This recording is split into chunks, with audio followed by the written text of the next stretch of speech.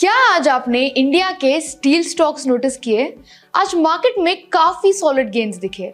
Tata steel से लेकर JSW steel तक सभी में एक अपटिक देखा गया।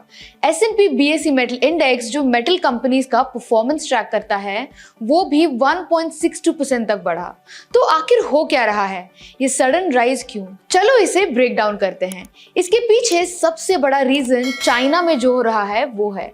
देखो, चाइना दुनिया का सबसे बड़ा स्टील मैन्युफैक्चरर और एक्सपोर्टर है और अभी वो अपनी स्टील इंडस्ट्री को रीस्ट्रक्चर करने का प्लान बना रहा है जिसमें स्टील प्रोडक्शन को कट किया जाएगा। ये स्टेप उनका बड़ा प्लान है ताकि प्रॉफिट्स बढ़ा सकें और कार्बन एमिशन टारगेट्स को भी मीट कर सकें। अगर स्केल का अंदाजा लगाएं तो रॉयटर्स के मुताबिक चाइना इस साल अपना स्टील आउटपुट 50 मिलियन टन्स तक कम करने का प्लान बना रहा है। ये काफी बड़ा नंबर है, पर ये कर क्यों रहे हैं? दरअसल चाइना का प्रॉपर्टी सेक्टर जो स्टील डिमांड का एक बड़ा ड्राइवर था अभी क्राइसिस में है। इस वजह से चाइना में स्टील की डिमांड गिर गई है जिसकी वजह से प्रोडक्शन कम किया जा रहा है। असल में चाइना का स्टील प्रोडक्शन तब से डिक्लाइन पे है जब से 2020 में उसने अपना पीक 1.065 बिलियन टन्स पर हिट किया था।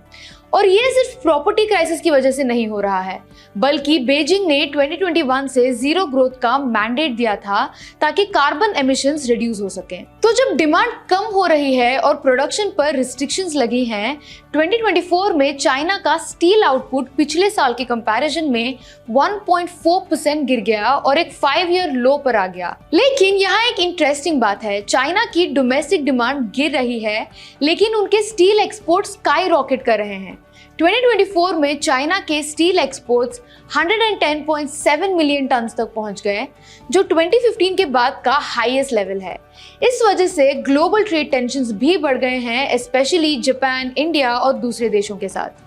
ये देश आर्ग्यू कर रहे हैं कि चाइना का सस्ता स्टील उनके लोकल मैन्युफैक्चरर्स को नुकसान पहुंचा रहा है। अगर इंडिया की बात करें तो अप्रैल 2024 से जनवरी 2025 तक इंडिया का स्टील इंपोर्ट 8 ईयर हाई पर पहुंच गया जो 8.3 मिलियन टन्स तक था और ये 20% ईयर ऑन ईयर बढ़ा है। जैसे हमने डिस्कस किया, इसका बड़ा हिस्सा चाइना से आया है, साथ ही साउथ कोरिया और जापान से भी, जो इंडिया के साथ फ्री ट्रेड एग्रीमेंट्स रखते हैं। इस स्टील इंपोर्ट के सर्ज ने इंडियन स्टील मार्केट पर बड़ा इंपैक्ट डाला है। इस वजह से डोमेस्टिक स्टील प्राइसेस 4 ईयर लो तक गिर गए जो 48,000 रुपीज पर टन तक आ गया और इस प्राइस ड्रॉप से इंडियन स्टील कंपनीज की प्रॉफिटेबिलिटी को भी नुकसान हुआ है। अब यहाँ एक इंटरेस्टिंग ट्विस्ट भी है। इंडियन स्टील मैन्युफैक्चरर्स गवर्नमेंट से एंटी डंपिंग पॉलिसी की डिमांड कर रहे हैं ताकि ये सस्ता इंपोर्टेड स्टील उन्हें नुकसान ना पहुंचाए। पिछले महीने टाटा स्टील के सीईओ टीवी नरेंद्रन ने कहा कि गवर्नमेंट एक्टिवली इस इशू को देख रही है और जल्द ही कुछ डेवलपमेंट्स हो सकती हैं। इंडियन स्टील एसोसिएशन ने directorate general of trade remedies के पास ऑलरेडी एक एप्लीकेशन फाइल कर दी है जो अभी रिव्यू हो रही है और अब चाइना ने अनाउंस किया है कि वो अपनी स्टील इंडस्ट्री को रीस्ट्रक्चर करेगा और स्टील आउटपुट रिड्यूस करेगा। चाइना दुनिया का सबसे बड़ा स्टील प्रोड्यूसर है और इस स्टेप से चीप स्टील का इंडिया में डंपिंग कम हो सकता है। जब मार्केट में कम स्टील आएगा तो प्राइसेस और गिरने से बचेगा और इंडियन स्टील कंपनीज की अर्निंग्स बेटर हो सकती है। इसी वजह से आज स्टील स्टॉक्स में सर्ज देखने को मिला। फॉर एग्जाम्पल, वेल्सपन कॉर्प के शेयर्स 4% से ज्यादा जंप हुए, जिंदल स्टेनलेस स्टील में लगभग 4% का रेज आया, एपीएल अपोलो ट्यूब्स 3% से ज्यादा बढ़ा, स्टील अथॉरिटी ऑफ इंडिया और जिंदल स्टील के स्टॉक्स 2% से ज्यादा ऊपर गए, जेएसडब्ल्यू स्टील भी 2% से ज्यादा गेन किया।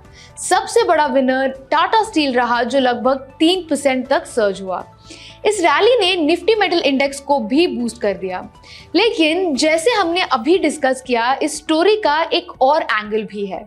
यूएस प्रेसिडेंट ट्रंप ने एक ऑर्डर साइन किया है जिसमें चाइनीज इंपोर्ट्स पर टैरिफ्स और बढ़ाए गए हैं। ये ऑर्डर पहले वाले 10% टैरिफ्स को बढ़ाकर 20% कर रहा है। इसका मतलब है कि चाइना के लिए अब यूएस में स्टील एक्सपोर्ट करना मुश्किल हो जाएगा। तो जो सरप्लस स्टील चाइना पहले यूएस भेजता था वो अब कहीं और एक्सपोर्ट करना पड़ेगा। और गेस करो ये स्टील कहाँ आ सकता है? इंडिया जल्द ही चाइनीज स्टील का एक और बड़ा इन्फ्लक्स देख सकता है जो डोमेस्टिक स्टील प्राइसेस पर और प्रेशर डाल सकता है। तो आज का चाइना का प्रोडक्शन कट एक पॉजिटिव सिग्नल है, लेकिन पूरा पिक्चर अभी भी कॉम्प्लेक्स है। इंडिया की स्टील इंडस्ट्री को एक ट्रिकी सिचुएशन हैंडल करनी होगी। एक तरफ एक्सेस स्टील इंपोर्ट्स का रिस्क और दूसरी तरफ डोमेस्टिक स्टील मेकर्स का प्रोटेक्शन के लिए पॉलिसीज की जरूरत। तो टू कंक्लूड, आज जो स्टील स्टॉक्स में राइज देखा गया है वो मेनली चाइना के प्रोडक्शन कट की वजह से हुआ। ये मूव इंडियन स्टील प्राइसेस को स्टेबलाइज कर सकता है, जो डोमेस्टिक स्टील कंपनीज के लिए एक बड़ा विन हो सकता है। लेकिन ग्लोबल स्टील मार्केट काफी कॉम्प्लेक्स है और कुछ इंपॉर्टेंट फैक्टर्स को ध्यान में रखना जरूरी है। सबसे पहला देखना होगा कि ये कट्स सस्टेन होते हैं या नहीं और इसका ग्लोबल स्टील सप्लाई पर क्या इंपैक्ट पड़ता है। चाइना और दूसरे देशों से स्टील फ्लो पर नजर रखना जरूरी है।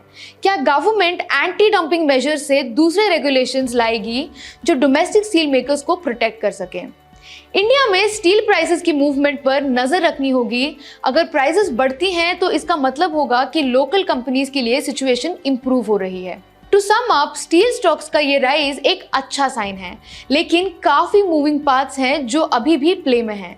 अगर आप किसी स्पेसिफिक स्टील कंपनी का इन डेप्थ एनालिसिस चाहते हैं तो हमें कमेंट सेक्शन में जरूर बताएं।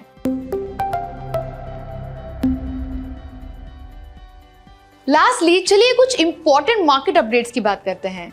ब्रेंट क्रूड ऑयल के $70 पर बैरल के नीचे गिरने के बाद ज्यादातर oil making companies, refinery, paint और एविएशन स्टॉक्स रैली कर गए। ये डिक्लाइन तब आया जब यूएस ने कनेडियन और मैक्सिकन एनर्जी इंपोर्ट्स पर टैरिफ लगा दिए और ओपेक प्लस ने अपना आउटपुट 1,38,000 बैरल्स पर डे बढ़ा दिया, जो 2022 के बाद पहली बार प्रोडक्शन इंक्रीज है। लोअर क्रूड ऑयल प्राइसेस का फायदा रिफाइनरी, पेंट और एविएशन कंपनीज को होता है क्योंकि इनके आउटपुट कॉस्ट कम हो जाते हैं।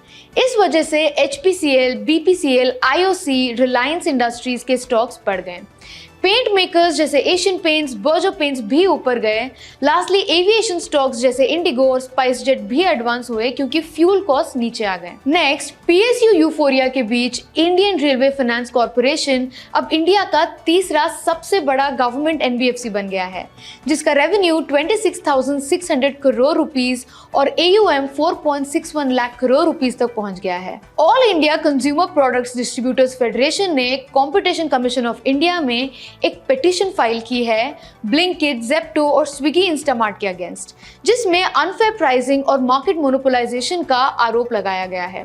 पिटीशन में कंसर्न उठाया गया है कि क्विक कॉमर्स प्लेटफॉर्म का मार्केट में ज्यादा डोमिनेंस बढ़ता जा रहा है, स्पेशली हाइपर लोकल डिलीवरीज जो कुछ ही मिनट्स में हो रही हैं। रिलायंस इंडस्ट्रीज के शेयर्स भी बढ़ गए जब मॉर्गन स्टैनली ने अपना ओवरवेट स्टांस रीआइट्रेट किया और 1,606 रुपीस का टारगेट दिया, जो 30% अपसाइड इंप्लाई करता है। RIL ने सेंट्रल गवर्नमेंट के साथ 10 gigawatt battery manufacturing agreement sign किया है, जिसमें ACC बैटरी स्टोरेज स्कीम के अंडर $400 मिलियन का PLI सिक्योर किया गया है। ये डील इंडिया के domestic new energy manufacturing push के साथ अलाइन करती है। Having said this is Neha signing off. Investments in securities market are subject to market risks. Read all the related documents carefully before investing.